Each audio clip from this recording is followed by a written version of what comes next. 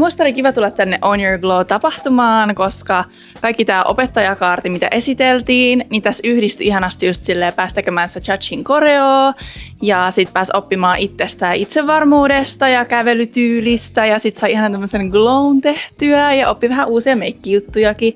Täällä on niin ihanaita workshoppeja, just Matilda kävelytunti ja sit Jassun se sarja.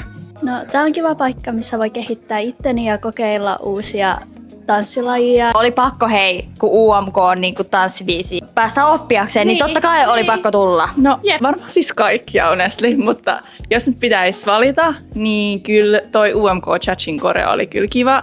Ja sit kans, et sai vähän meikkitipsejä, sit varsinkin kun treenaa, että mitä sit voi niinku vielä parantaa. Mulla oli ainakin toi Vogue. Tanssi, sen ylittäminen ja olihan se aika haastava, mutta ihan sairaan hauska tunti. Ja sit itse asiassa toi yllätti ihan älyttömästi toi käsihomma. Et se oli kyllä, että sai käyttää aivoja ja paljon naurettiin. Niin.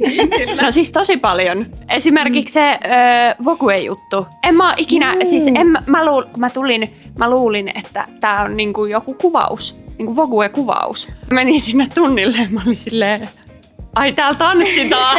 Joo, mä opin ihan sikana niissä kaikissa tunneissa silleen, just miten kävellään ja sit nämä make-jutut, niin se oli myös tosi kiinnostavaa. Kannattaa ylittää niin omat rajallisuutensa. Missikävely jäi mieleen. Sitä pitää ehkä treenata lisää.